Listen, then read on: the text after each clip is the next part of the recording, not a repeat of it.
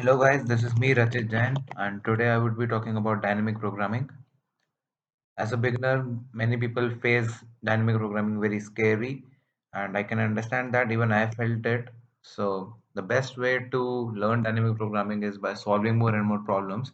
And as I love maths a lot, it was pretty easy for me to understand this concept. So today we will be doing a problem where we are given a tetrahedron. So tetrahedron is having four vertices A, B, C, and D. It's a perfectly symmetrical figure, and the question is that you are at D, and you have to perform n steps. You have to start from D, and you have to come back to D, and you have to basically count how many ways are there. So let's say if there are two ways. So this is one way, this is second, and this is third. There are no other ways, right? So for n equal to 2, answer is 3. So for given n, we have to find how many ways are there. So as a beginner, it can be intimidating to think about what the state should be and how we have to build the recurrence. But it's perfectly easy in dynamic programming. You just have to trust functions and just do what options you have. So let me cle clear this.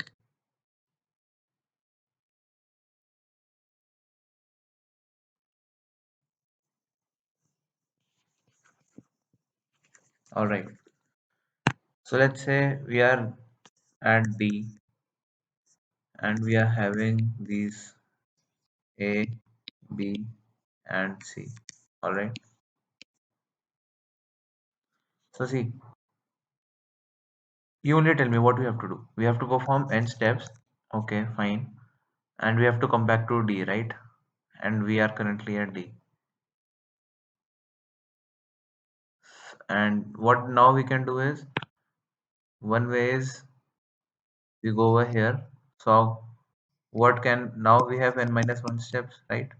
We are at A and we have to go to D. Okay. Other option was to go over here. Now we have n minus 1 steps and now we are at B and we have to go back to D. And the other thing was we can come over here. Again we have n minus 1 steps. Now we are at C and we want to go back to D. So these were the only three options that we could have done from D, right? So if let's say you are having some function f that just a second. Let's say you are having some function f of this type steps, source, and destination. And let's say we have enough trust on this function that it will give us exactly the count of the number of ways in which we are performing these many steps, and we begin from this node and we end up at this.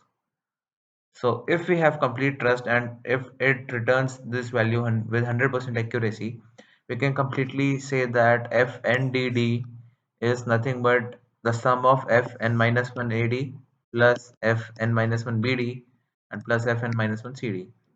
So what we are having over here is nothing but our dp state, and this relation that we build up using plus is nothing but the dp recurrence relation. All right. So as I said, in dynamic programming, it's nothing hard. You just need to, do whatever options you are having. So in starting, I was here and I was having just three options. So I performed all those options and I just recollected these answers and tried to find the answer for my current problem. So this is all about dynamic programming, and let me erase this so that I can write it again. Yeah. So let's say we are having this function. Oh, sorry. F, we have source, we have destination. So don't worry, I have interchanged steps and this order, but that's fine. So this function gives us the number of ways in which we perform these many steps. We start from here and we end up at here. So our answer is f d comma d comma n, right? Yeah. So how can we build the recurrence? Let's say we are giving numbers. A, B, C, D, we denote A by 0, B by 1, C by 2, and D by 3. So what we can do is, if this is our current state, so out of 0, 1, 2, and 3, let source be 2. So strike that out, and what we can do is, this is nothing but the summation of f of 0 comma destination stays fixed, steps decrease by 1, plus f of 1 comma destination comma steps minus 1, and then plus we cannot. So if our current, we are presently at vertex 2, so obviously we cannot come back at vertex 2 in one step, right? So that's why we would be adding only 0, 1, and 3.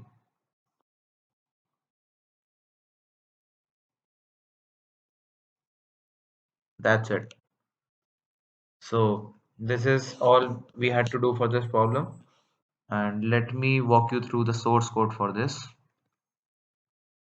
Yeah, so see, we were at D, we come back to D in n steps. So this is what, now I have changed my function f to go over here, and so I simply printed go 3 3 n. And what is this? So see, this function goes source, destination, and in these many steps. So if steps are 0, and if source is same as destination, so you return 1, and otherwise you return 0, because if you don't have to perform any steps and source and destination are different, you can never reach, right? And otherwise what I am doing is, this is nothing but the dynamic programming part. So this was a recursive function, and what I am doing is, I am storing the value of dp source destination steps in a variable answer. This is and answer. So basically whatever changes I make to answer, that are reflected in this dp source destination and steps. Now what I'm doing is, I am checking that if I've earlier visited this state, I can simply return the answer because I'm having its answer and I don't have to recalculate it, right? And if I have not visited it, I am marking it visited and I am calculating my answer. So in this, I am running a loop from 0 to 3 for each node. And if I am presently at source, then continue. Otherwise, I can step up there, decrease my step count, and destination stays same. I added to answer. And since the answer can be huge, we have to perform this operation modulo 10 to the power 9 plus 7. And so this is taking care of that modulo part, and in end I simply return the answer. So I think this was clear to you, but the problem over here is that this is a Codeforces problem, E problem, and n can be as high as 10 to the power 7. So as you can notice that we are taking up a lot of memory over here, and one easy way to decrease memory over here is that we know that destination is staying constant every time, right? It's 3. So we can simply remove this extra space that we are allocating, because this is never changing. Destination always stays 3. So we need not include that in our DP state. Yeah, that's it.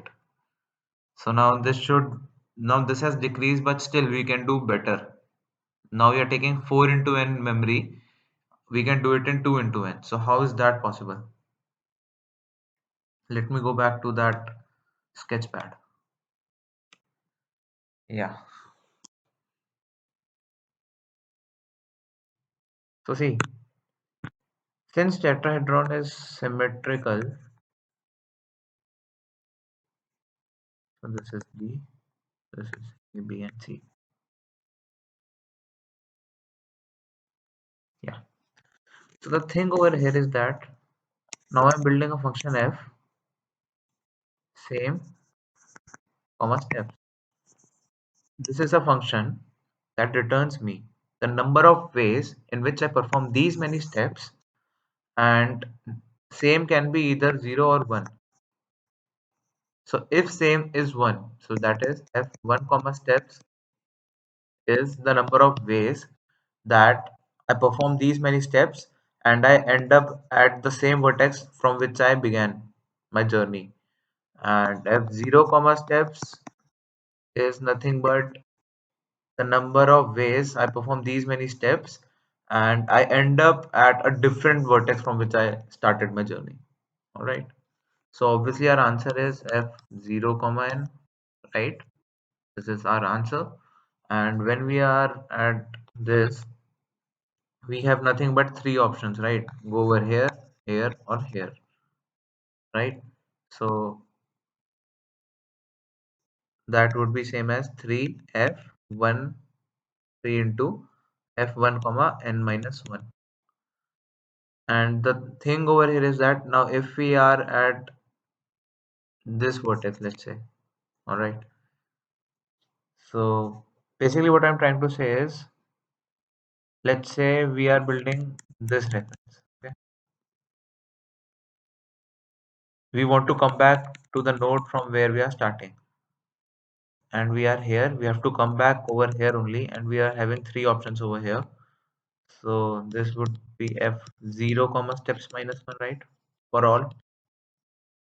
So this would be nothing but 3 times this, because there is symmetry, and from each vertex, this and this, we have to come back to a different vertex, which is this. So f1 comma steps is nothing but 3 into f of 0 comma steps minus 1.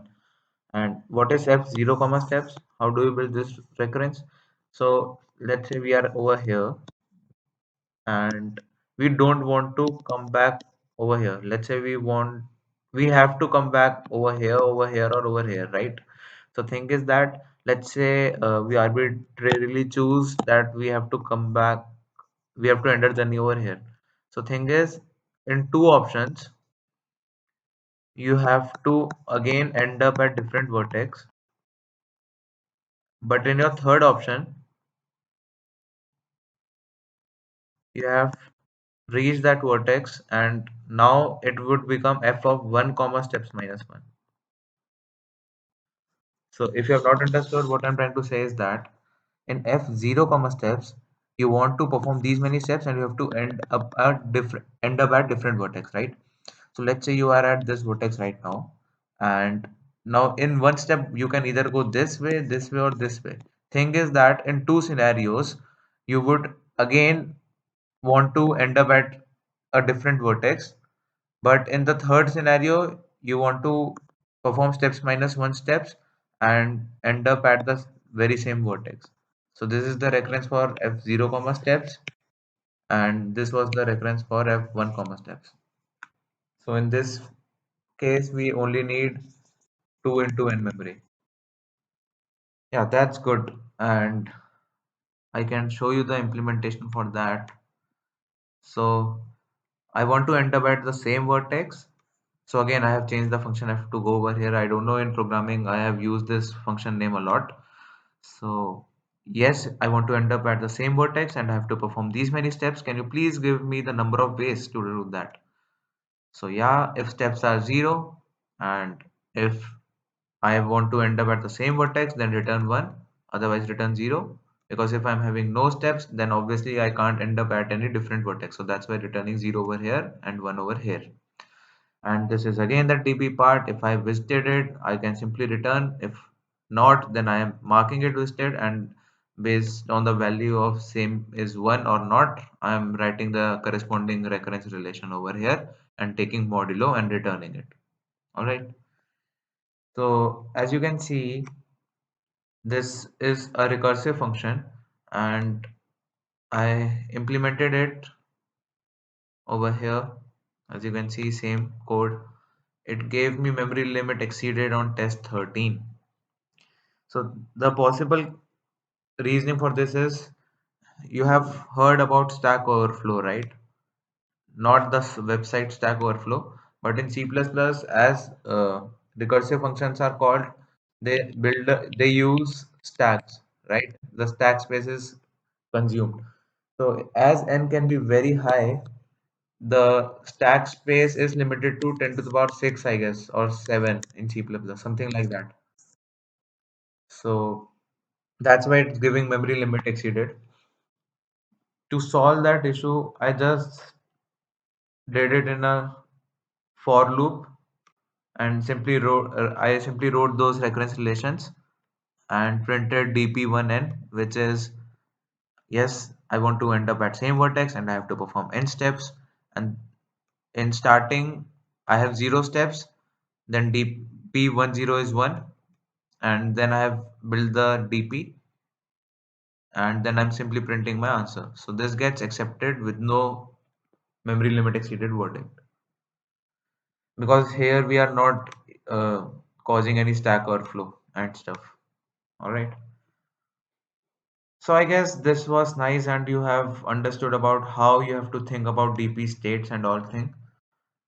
So if you're having any doubts, let me know. And again, I would repeat, I would try to summarize. So in dynamic programming, you just need to tell what you are presently at, and you have to see what options you are having. So this is your present state. You might be having some way possible directions in which you can proceed. So proceed in every direction. See how this state is getting modified over here, and simply using these values, try to collect your answer and fill it over here. So this is all about dynamic programming. And as a bonus, in my next video, I would be talking about this same problem, but now you can do it in O of log n only. Yes, that's right. And over here, you were taking O of n time, but yes, you can do it in O of log n. So that this means n, which was currently of this limit, I can solve this question even for this 10 to the power 18. So stay tuned, watch the next video, and thanks for watching. Please subscribe to my channel and like the videos and comment if you are having any doubts. Bye.